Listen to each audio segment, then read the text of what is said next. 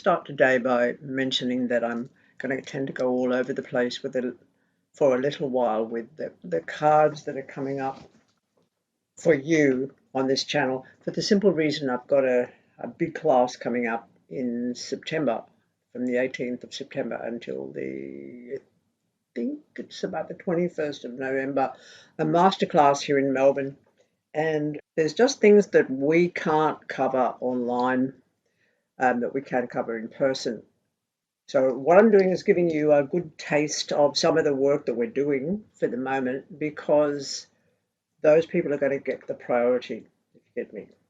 A lot of the information that's available to do with tarot is in particularly my newest book on tarot that's called Advanced Tarot, The Voyage of Prophecy. That one was based on having moved to Melbourne and realizing the need to upgrade a lot of the language that's associated with tarot, because it does come out of a particularly gruesome period of history that's associated, I guess you could say, with Arthur Edward Waite and the people of the Golden Dawn and Aleister Crowley, and we could go backwards right through the whole idea of how Abrahamic religion has influenced tarot.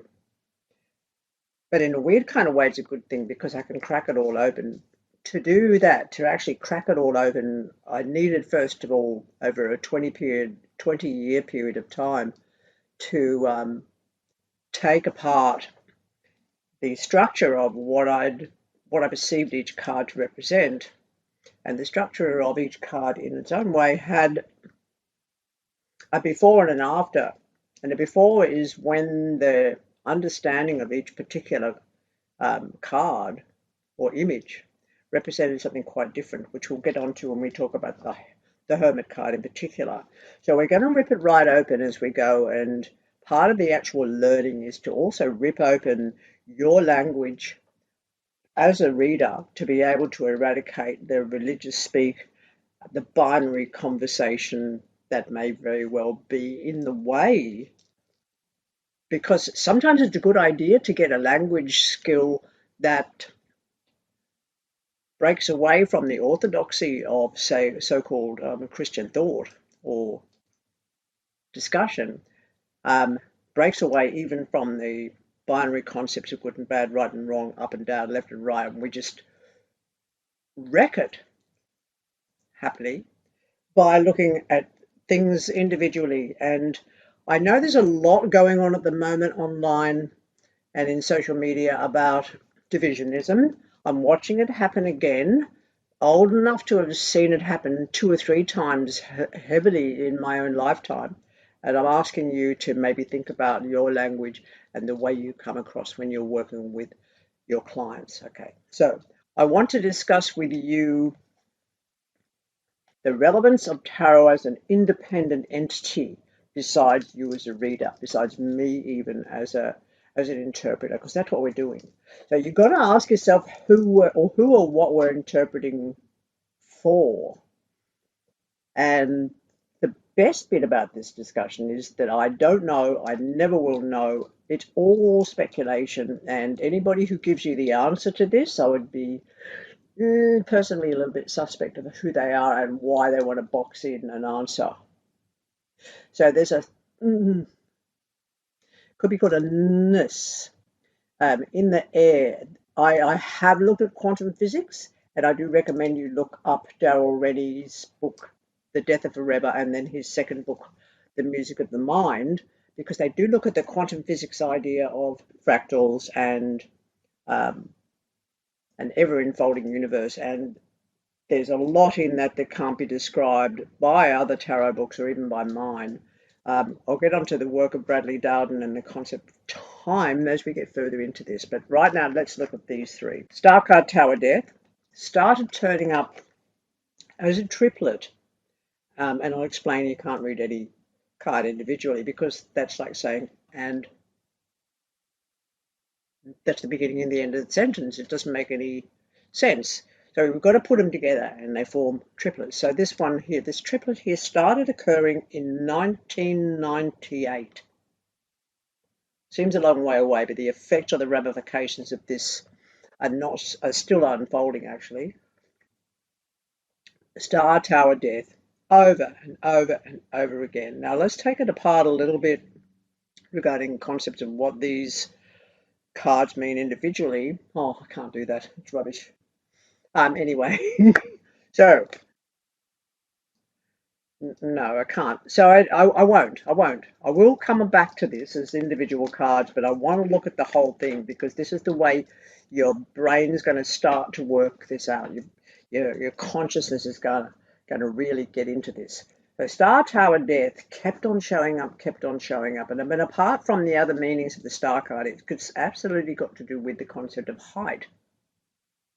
As such, a lot of the time, the star card is going to turn up for flight, for international travel, for the EU, for Texas, the one-star state in America, for Western Australia. Don't know, because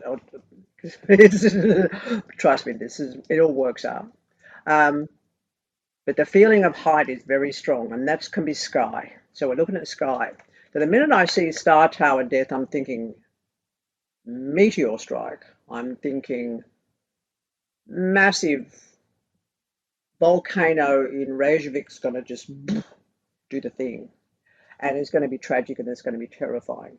So in 1998, they start looking at these three, and I'm not kidding. They turn up in every person's reading, from the guy who works at 7 to 13 as the chef to a music producer who ended up being in New York when the event went down. And of course, what we're looking at here, the destruction of the Twin Towers in New York. That was the tower, I guess, in its own way that sort of got me, because there wasn't a lover's card with it. If there'd been a lover's card with it, I would have automatically gone to Twin Towers because the lover's card can represent twins. But I did get a hit because also the star card in Australia can represent the Gold Coast. I thought, maybe the Twin Towers on the Gold Coast are just going to explode. There's going to be a plane crash into them or something. There's going to be a helicopter accident. There's going to be a meteor strike. There's going to be a satellite failure. There's going to be a piece of space debris come down and crash onto the top of the tower and bring it all down, and there's going to be a whole lot of people die.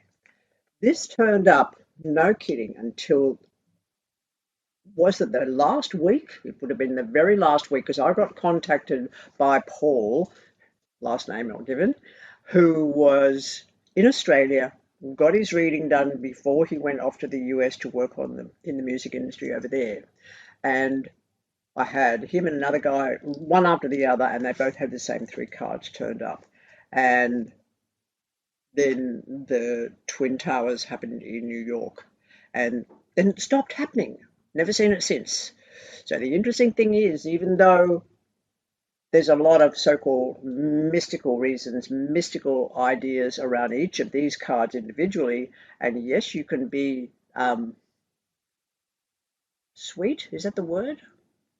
Could be, about the death card, and presume that it's got to do with change and rebirth and all those other terminology that I've heard ad infinitum. But tarot keeps saying, why can't you just say death?